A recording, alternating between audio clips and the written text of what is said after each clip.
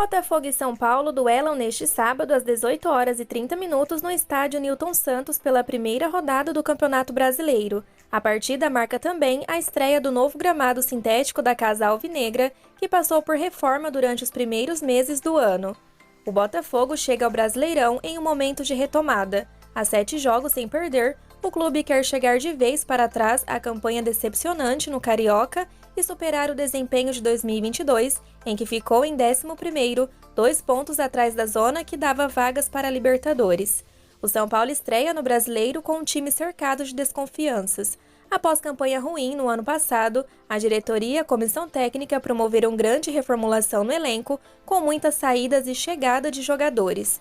O resultado ainda não apareceu. No Paulista, caiu nas quartas de final para a Água Santa.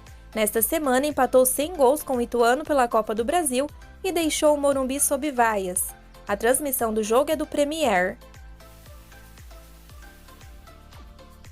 Vocês devem estar careca de saber que o volante Luan está fora da estreia do São Paulo no Campeonato Brasileiro neste sábado contra o Botafogo no Rio de Janeiro. Sem um avanço na negociação com o clube pela renovação de seu contrato, que termina em dezembro, o jogador continua fora dos planos da comissão técnica de Rogério Ceni. O próprio treinador afirmou na última terça-feira que Luan só retornará aos jogos quando houver uma definição na negociação. O São Paulo chegou a dar um ultimato para o jogador responder à proposta na última quinta-feira, o que não ocorreu. A conversa entre São Paulo e Luan por um novo contrato ocorre desde o fim do ano passado. Há uma proposta do clube e uma contraproposta do jogador, ainda com diferença de valores tanto de salário quanto de luvas. Por causa disso, Luan já foi desfalque do São Paulo na partida de terça-feira contra o Ituano pela terceira fase da Copa do Brasil. Depois da partida, o técnico Rogério Ceni comentou a escolha e foi taxativo. Luan só joga quando definir o futuro. O São Paulo, inclusive, já estuda quais possibilidades para amenizar o prejuízo pela possível saída do meio-campista revelado em Cotia. O clube tem um exemplo recente de Igor Gomes, que deixou o clube antes do fim do contrato após o tricolor ficar com 10% do valor de uma futura venda do Atlético Mineiro, atual time do Meia, também criado nas categorias de base São Paulina. Gostaria de saber o que vocês acham sobre essa decisão de Ceni sobre Luan. Seria a birra do técnico que tomou a frente dessa decisão de deixá-lo fora por si próprio? Vocês acham que enquanto o jogador estiver recebendo salário pelo clube, deve estar dentro de campo ajudando mesmo? Ou acham que a atitude de Ceni vai ajudar de alguma forma? Fiquem à vontade para opinar a respeito. Na noite de ontem, o São Paulo foi derrotado pelo Atlético Mineiro pelo placar de 1-0 pelo Campeonato Brasileiro Feminino. Com o gol de Ludmilla, o Atlético Mineiro alcançou a terceira vitória consecutiva e subiu para a 6ª posição na tabela com 12 pontos. O São Paulo, por outro lado, segue estacionado com 12 pontos, agora na 7ª posição, atrás das Vingadoras no critério de desempate. As duas equipes retornam a campo na próxima semana para 2 duelos contra rivais paulistas.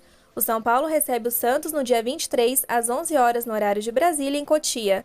O Atlético Mineiro joga na mesma data, mas às 18 horas contra o Palmeiras na Arena Barueri. O Observatório do Centro Internacional de Estudos de Esporte publicou uma lista dos 100 jogadores sub-23 mais valiosos do mundo. Yuri Alberto, do Corinthians, é o brasileiro melhor ranqueado. O levantamento não leva em consideração as 5 principais ligas do mundo: Alemanha, Inglaterra, Itália, Espanha e França. E tem jogador do São Paulo na lista. Trata-se de Rodrigo Nestor, na 25ª posição, avaliado em 20 milhões de euros. O árbitro Ramon Abate Abel será o encarregado em comandar o duelo entre Botafogo e São Paulo na noite de hoje. O catarinense de 32 anos foi o centro de uma polêmica no empate por 1-1 entre Palmeiras e Flamengo pelo Brasileirão do ano passado. Nos minutos finais da partida, Gustavo Gomes sentiu um contato de Vidal na pequena área e caiu no chão, mas nada foi marcado. Enquanto a arbitragem de vídeo revisava o lance, Ramon Abate Abel autorizou o reinício da partida antes mesmo da conclusão da revisão, ao mesmo tempo em que exigia um posicionamento final e assistia o Flamengo cobrar o tiro de meta.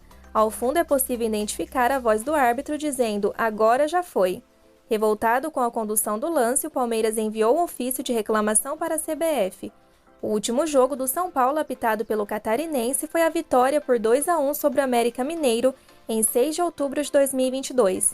Do Botafogo, ele comandou a arbitragem no empate em 2-2 no clássico contra o Fluminense no dia 23 do mesmo mês. Abate está na Seleção Nacional de Árbitros de Futebol desde julho de 2017 na categoria AB e tem conquistado prestígio no quadro de árbitros da CBF desde o ano passado, conquistando a indicação para o quadro da FIFA. Neste sábado, o basquete tricolor entra em quadra para enfrentar o Cerrado no último jogo da primeira fase do NBB. A partida está marcada para as 16 horas no ginásio do Morumbi, com entrada gratuita pelo Portão 13. Já classificado para os playoffs, o São Paulo joga para manter a terceira posição na competição. Na atual posição, o time de Bruno Mortari garante vaga direta nas quartas de final. Após esta partida, o tricolor terá que aguardar a definição do próximo adversário já nos playoffs. Para acompanhar a transmissão ao vivo com imagens e de graça, baixe a SPFC Play. Depois de empatar em 1-1, o Sub-14 feminino do São Paulo superou o Corinthians nos pênaltis por 4-3 e ficou com o terceiro lugar na Liga de Desenvolvimento. Neste sábado também, o Sub-16 do São Paulo venceu a Ferroviária e conquistou o título da Liga de Desenvolvimento. Parabéns a todas as meninas, à comissão, a famílias e amigos que possibilitaram mais esse título